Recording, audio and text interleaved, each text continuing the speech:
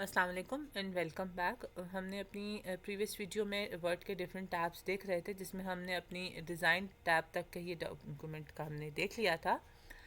अब हम अपने नेक्स्ट टैब की तरफ मूव कर रहे हैं, जो कि लेआउट का टैब है। इसमें हम अपने जो वर्ड का ये पेपर पेज बना हुआ था, इस पेज की डिफरेंट इसकी फॉर्मेट्स को हम देख सकते हैं। यहाँ पे सबसे पहले हमारे पास मार्जिन आ जाता है। मार्जिन को हम अपने कम या ज़्यादा कर सकते हैं। अगर मैंने इसका डिफरेंट आपने नोट किया होगा, तो मैंने मार्जिन जैसे ही इसकी वाइड मार्जिन सेलेक्ट किया, तो ये डॉक्यूमेंट ने ऑटोमेटिकली इसकी इतनी ज़्यादा मार्जिन आ गई। मैं मिरर कर सकती हूँ, तो ये आपके डॉक्यूमेंट कोई दो पेज हो तो उसको अपने दो को सेम मिरर की फॉर्मेटिंग में रख सकेगा। ये इसकी डिफ़ॉल्ट मार्जिन है। मैं इसे नैरो फ्रॉम टॉप करना चाहूँ, मैं इसे अपनी नॉर्मल नैरो पे करूँगी, तो ये आपके बहुत वाइड पेज आपको दे रहा होगा। ये आपकी रिक्वायरमेंट, अगर आपको कोई थीसिस कर रहे हैं, कोई आपकी रिपोर्ट लिख रहे हैं, कोई आप अपना डॉक्यूमेंट तैयार कर रहे हैं जिसकी कोई ऑफिशियल रिक्वायरमेंट है, तो उसके अकॉर्डिंगली आप यहाँ पर इसको एडिट कर सकते हैं।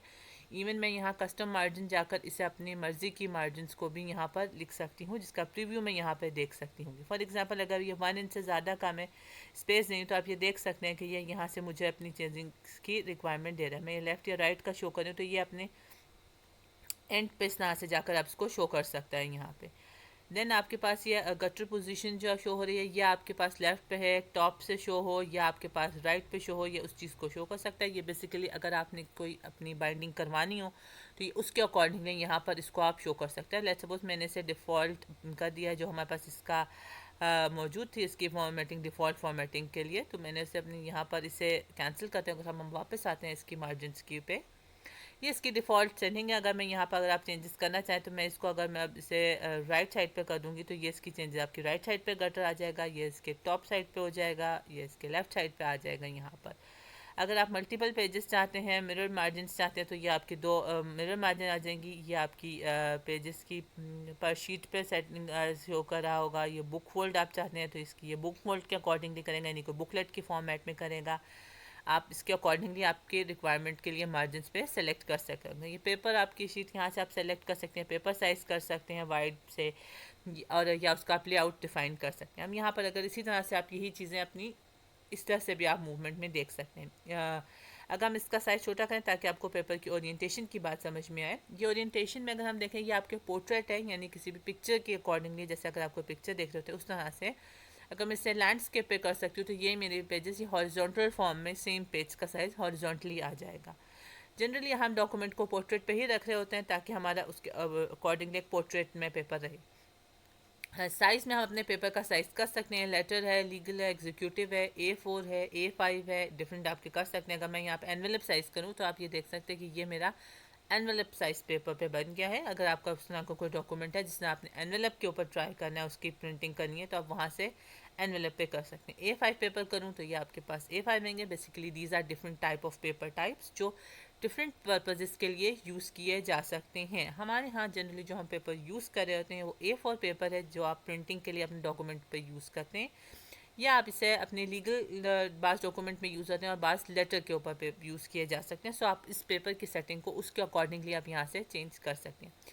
ये कॉलम है आपके पास, पेपर कितने कॉलम में डिफाइन हो आप उसे डिफाइन कर सकते हैं। अगर मैंने इसे कहती हूँ 2 कॉलम्स में डिफाइन आ गया, या आपके पास अगर 3 कॉलम में जाऊँ, तो ये 3 कॉलम है, यानी आप न्यूज़पेपर आर्टिकल की तरह पे इसे आप लिख सकते हैं।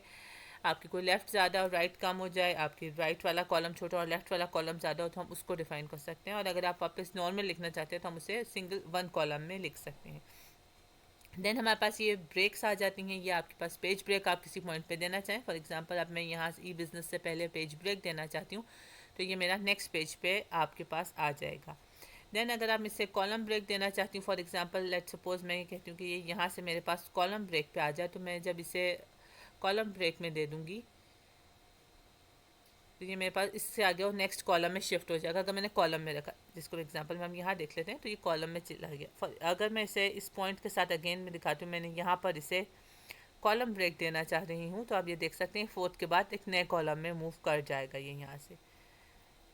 अब हमारे पास अगर हम लेआउट में अगेन आ जाएं, तो ये आपके पास डिफरेंट टेक्स्ट रैपिंग आ जाती है, जो आप यूज़ कर सकते हैं। नेक्स्ट पेज ब्रेक अगर आप देना चाहें, सेक्शन ब्रेक या पेज ब्रेक में तो जब आप यहाँ से इसे सेक्शन ब्रेक में नेक्स्ट पेज कर रहे होते हैं तो इसके बाद जब आप नेक्स्ट कर रहे होंगे तो ये आपके डॉक्यूमेंट को पिछले डॉक्यूमेंट से अनलिंक करने में ज़्यादा आसानी हो सकती है। जिस तरह कि अगर आप पेज नंबर देना चाहते हो और आप चाहते हो कि आपकी फ्यू पेजेस में डिफरेंट तरह का पेज नंबर आए और फ्यू में डिफरेंट तरह का पेज नंबर आए, तो आप इसी सेटिंग के थ्रू आप उसे कर सकते हैं। फॉर एग्जांपल अगर मैं आप चाहती हूँ कि मेरे फर्स्ट पेज पे नंबर ना आए और मेरा page number directly second page से आए, तो मैं यहाँ पर रख कर इसे इंसर्ट में जाऊंगी। इंसर्ट में मैंने कहा कि पेज नंबर में, और मैं इसे मैंने यूज़ कर लिया कि ये मेरे पास बॉटम में पेज नंबर शो हो। अब अगर मैं चाहती हूँ कि यहाँ पे ना हो तो मैंने इसे सेकेंड अनलिंक कर, ऑटोमेटिकली अनलिंक हुआ है। सो अब मैं यहाँ से इजीली इसको अगर रिमूव करती हूँ तो ये मेरे पास से ये डिलीट हो जाएगा हर जगह से, और आप देख सकते हैं पेज नंबर मेरी हर जगह से इसको डिलीट हो गया। अब यहाँ पे देन मैंने अपने अगर पेज नंबर स्टार्टिंग किसी एक स्पेसिफिक पेज नंबर से स्टार्ट कर सकूँ तो हम वहाँ से इसको स्टार्ट कर सकते हैं। यहाँ पर डिफरेंट लाइन नंबर्स देना चाहूँ तो ये मेरी कंटिन्यूस लाइन नंबर्स दे देंगे यहाँ पर। आप इसको कि कौन सी लाइन में अगर आपने कोई कमेंट आइडेंटिफाई करना है कि आपकी लाइन 3 में मसला है तो आप इसके हेल्प से आप वो काम कर सकते हैं। हाइफिनेशन में आपके पास अगर आप हाइफिनेशन में अगर आप यहाँ पे देख सकते हैं, मैं इस वर्ड को चाहती हूँ कि मैनुअली करूँ या ये पूरा नहीं आ रहा और मैं इस डॉक्यूमेंट को पे हाइफिनेशन देना चाहूँगी तो ये अगर मैं ऑटोमेटिकली लूँ तो आप देख सकते हैं कि पर्टिकुलर वर्ड में हाइफिनेशन का आ गया है। अब इस डॉक्यूमेंट को आपकी हाइफन उसने ऑटोमेटिकली और कंपनीज में यहाँ पर उसने हाइफन दे दिया है। यहाँ पर इंडेंट सेंस तरह से कि आप इसे अपने लेफ्ट देखा कि डॉक्यूमेंट को कितना ज़्यादा आप आगे या मूव कहाँ करना चाहते हैं उसके अकॉर्डिंगली आप इंडेंट्स को हमने दे सकते हैं। राइट लेफ्ट में कोई पिक्चर हो तो हम इसकी टेक्स्ट पोजीशन को भी एडजस्टमेंट कर सकते होंगे यहाँ से इसी पोजीशन के साथ। लेट्स सी वन थिंग, हम यहाँ से हमने कोई डॉक्यूमेंट की पिक्चर इंसर्ट कर ली इधर।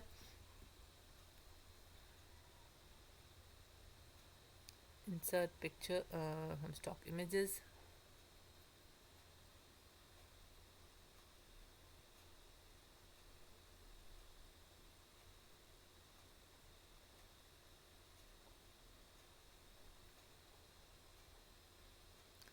अगर आप यहाँ पे मैं लेआउट में जाना चाहूँ तो मैं इसकी पोजीशन डिफाइन कर सकती हूँ कि किस तरह से अभी आप पिक्चर देख सकते हैं कि मेरी उसके अकॉर्डिंगली पोजीशन के साथ साथ आ सकती है। मैं इसे आगे अपने बिहाइंड कर सकूँ तो ये मेरे डॉक्यूमेंट्स के पीछे चला गया। आप ये देख सकते हैं कि ये मेरी लिखी हुई डॉक्यूमेंट्स की लाइन इसके पीछे पिक्चर मेरे इस लिखी हुई डॉक्यूमेंट के पीछे शो हो रही है यहाँ पर।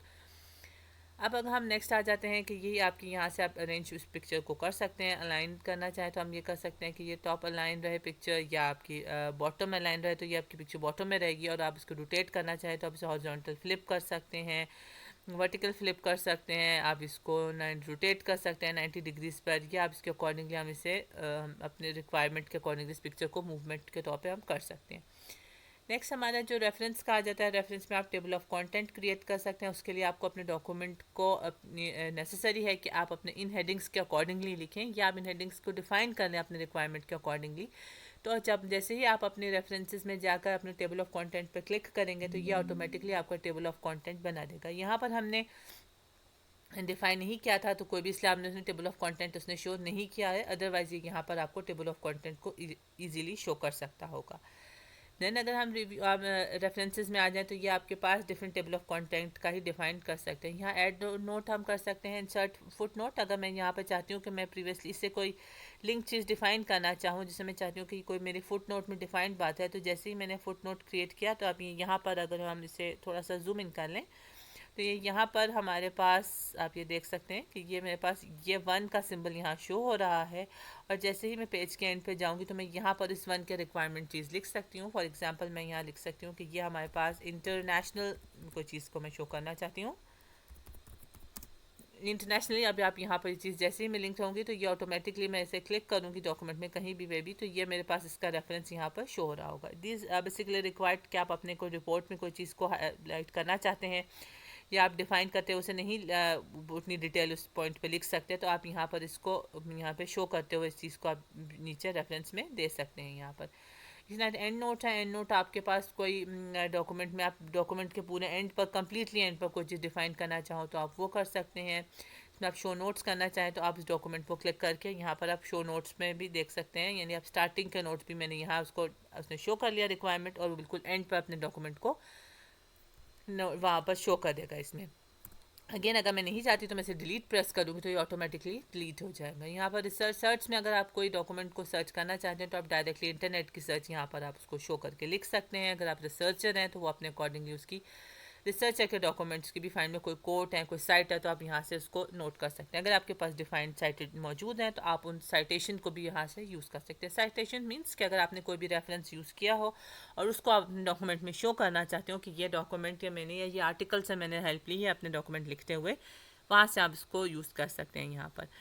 देन हमारे पास आ जाता है मेलिंग के लिए। मेलिंग डॉक्यूमेंट अगर आपने कोई एनवेलप्स तैयार करने को आपके पास एड्रेसेस है तो उसके अकॉर्डिंगली आप यहाँ पर यूज़ कर सकते हैं। रिव्यू में अगर आप कोई टीचर हैं या आपने किसी और का डॉक्यूमेंट रीड आउट करना है, उसकी करेक्शन करनी है, तो आप यहाँ पर उसके अकॉर्डिंगली चेंजेस कर सकते हैं। एडिटर में वो आपको रीड करके बताएगा कि इसमें कितनी स्पेलिंग मिस्टेक्स आ रही हैं, कितनी ग्रामेटिकल मिस्टेक्स हैं, और वो कौन सी चीज़ आपके पास डॉक्यूमेंट में कितने परसेंट एडिटेड डॉक्यूमेंट आपके पास है।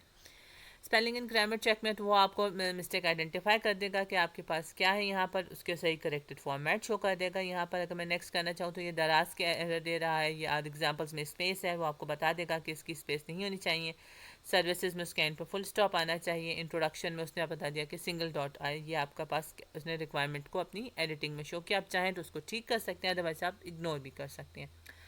थिसारस में अगर आपकी किसी वर्ड का आपको मीनिंग चाहिए तो आप उसे वो लोकेट कर सकते हैं। आप अपने वर्ड काउंट देखना चाहें कि कितने, फॉर एग्जांपल मैं अपने टोटल वर्ड काउंट तो मुझे बताएगा कि 6 पेजेस में इसमें टोटल इतने वर्ड्स हैं, इतने कैरेक्टर की स्पेसिंग है, और ये सारी चीज़ें आपको उसकी समरी डॉक्यूमेंट की दे जाएगा। रीड अलाउट में आप इसे रीड आउट करवा सकते हैं। फॉर एग्जाम्पल अगर मैं क्लिक करती हूँ तो E-business types. There are several e-business model kinds, such as business to consumer, B2C. I hope you can listen, क्या आपको कोई वो रीड आउट की वॉइस आई होगी रिकॉर्डिंग में। अदरवाइज अगर आप ये मेल वॉइस चाहते हैं या फीमेल वॉइस चाहते हैं, आप उसे सेलेक्ट कर सकते हैं। रीडिंग की स्पीड कम या ज़्यादा कर सकते हैं अपने रिक्वायरमेंट के अकॉर्डिंगली। आप इसको रीड अलाउड भी आपके बिहाफ पे रीड भी करेगा। एसेसिबिलिटीज़ में डिफरेंट तरह की एसेबिलिटीज़ हैं। अगर आप फोकस करना चाहें तो इससे आपके स्टिल ये फोकस्ड रहेगा, अदर आपके डिस्ट्रैक्शन साइट में से हट जाएगी इस डॉक्यूमेंट पे से। देन हमारे पास मैंने स्केप प्रेस किया तो ये वापस आ गया। ट्रांसलेट है, अगर मैं इस वर्ड को किसी और लैंग्वेज में ट्रांसलेट करना चाहूँ, फॉर एग्जांपल कोई मैं यहाँ पे हम ट्रांसलेट करना चाहते हैं तो इस सेलेक्शन को ट्रांसलेट करने में हमारी हेल्प करेगा। अगर वो ट्रांसलेशन मेरे पास आ रही है या डिफरेंट वर्ड की मुझे दे देगा, मैं इसमें करूँ। मैंने इस उर्दू क्या है, मैं मिसालें दे दी। अगर मैं इसे किसी और लैंग्वेज में करना चाहूँ तो ये आपके पास किसी और लैंग्वेज में भी शो हो जाएगा यहाँ पर। फॉर एग्ज़ाम्पल मैंने ये पर्शियन में शो करना चाहूँ तो ये मुझे भी पर्शियन में दे रहा है। मैं इसे और अगेन ऊपर जा रही हूँ, यहाँ पर हमारे पास इटालियन में वो करे तो ये इसको इटालियन में हम ट्रांसलेट कर रहा है। ये हमारे पास कोई और चीज़ में किसी और लैंग्वेज में चाहते हैं हिंदी में, तो ये डॉक्यूमेंट को मुझे वो हिंदी में कन्वर्ट करके उस वर्ड का सेम मीनिंग दे रहा है। अगर हम कोई और लैंग्वेज चाहें, फॉर एग्जांपल मैं ये फ्रेंच में चाहूँ तो इसको ही फ्रेंच में सेम वर्ड शो कर रहा है। अगर हमारे पास हम कर लेते हैं ये डैनिश में, चाइनीज़ ट्रेडिशनल में, तो इसी को ये चाइनीज़ में ट्रांसलेट कर, अगर मैं इसे इंसर्ट करा दूँगी तो अब ये मेरे पास डॉक्यूमेंट को चाइनीज़ में ट्रांसलेटेड डॉक्यूमेंट को ये शो कर रहा है। देन अगर आप लैंग्वेज में चाहें उसकी प्रूफिंग करना, तो आप यानी किस वर्ड में लिखा है आप यहाँ पर डिफ़ॉल्ट उसकी सेट प्रूफिंग लैंग्वेज को सेट कर देंगे तो आप यहाँ पर देख सकते हैं कि मैंने जैसे ही इसको हाईलाइट किया तो उसने फुल डॉक्यूमेंट को यहाँ मुझे उसने शो कर दिया चाइनीज़ में ऑटोमेटिकली कन्वर्ट करके। यहाँ से जब मैं सेट प्रूफिंग करूँगी तो ये आपका डॉक्यूमेंट इसी लैंग्वेज को प्रूफ रीड कर रहा होगा कि अब मैंने किस में यहाँ पर इस डॉक्यूमेंट को फर्दर प्रूफ रीड करना है। आप यहाँ पर कोई कमेंट करना चाहते हैं किसी डॉक्यूमेंट में तो मैं यहाँ पर इसको कमेंट कर सकती हूँ कि ये आपके पास चेंजेस रिक्वायर्ड है, या उसके अकॉर्डिंगली आप चेंजेस कर सकते हैं। यहाँ शो कमेंट करेंगे तो कोई जब जिस भी पर्सन को आप सेंड करेंगे डॉक्यूमेंट आफ्टर करेक्शन या आफ्टर कमेंट, वो इसको रीड कर सकेगा। देन आप यहाँ से ट्रैक चेंजेस कर सकते हैं। ट्रैक चेंजेस को जैसे ही मैं क्लिक करूँगी और उसके बाद अगर मैं कोई चेंजेस कर रही होंगी, फॉर एग्जांपल मैं इस वर्ड को डिलीट करती हूँ तो ये यहाँ से उसको शो कर रहा होगा कि यहाँ वर्ड था जिसे मैंने कैंसिल कर दिया, ये मैंने डिलीट कर दिया। अगर मैं इसे रिजेक्ट कर दूँगी तो ये वापस हो जाएगा, और अगर मैं इसे एक्सेप्ट कर दूँगी तो ये मेरे पास डॉक्यूमेंट में कोई भी चेंजेस जो कोई चेंज होगी उसको इस पर वो एक्सेप्टेड करके शो कर रहा होगा। यहाँ से आप इसे नो मार्कअप डॉक्यूमेंट शो कर सकते हैं, इसको आप मार्कअप शो कर सकते हैं, यानी आपने जो चेंजेस किए हो वो उसको आप शो कर सकते हैं। यहाँ से कंपेयर करना है तो आप कोई भी दो डॉक्यूमेंट को कंपेयर कर सकते हैं या कोई दो डॉक्यूमेंट को कंबाइन कर सकते हैं कि आपने जो चेंजेस बिफोर या आफ्टर चेंजेस को आप नोट डाउन कर सकते हैं। हमारे पास व्यू में आ जाते हैं तो व्यू में आप रीड मोड पे अगर क्लिक करने तो अदर चीज़ों को रिमूव करके सिर्फ वो आपको रीडिंग मोड पे वो दे देगा कि आप रीडिंग मोड पे किस तरह से उसको रीड कर सकते हैं। यहाँ से हम इसे नेक्स्ट कर रहे हैं तो ये पेज जिस तरह के आप बुक रीडिंग करते हैं उस तरह से ये पेज रीडिंग पे आ जाएगा। प्रिंट लेआउट पे वो आपको शो करेगा कि आपने किस तरह से इसको प्रिंटिंग के लिए डॉक्यूमेंट रेडी हो रहा है। हमारा बेसिकली प्रिंट लेआउट पे ही डॉक्यूमेंट रहता है। वेब लेआउट पे हमारे पास ना कि अगर कोई वेब पेज के आपका फॉर्मेट आता है तो उसको वो वेब पेज के फॉर्मेट में दे रहा होगा। आउटलाइन अगर कोई डॉक्यूमेंट की आउटलाइन बनी हुई है या तो वो आपको उस फॉर्मेट में दे रहा होगा।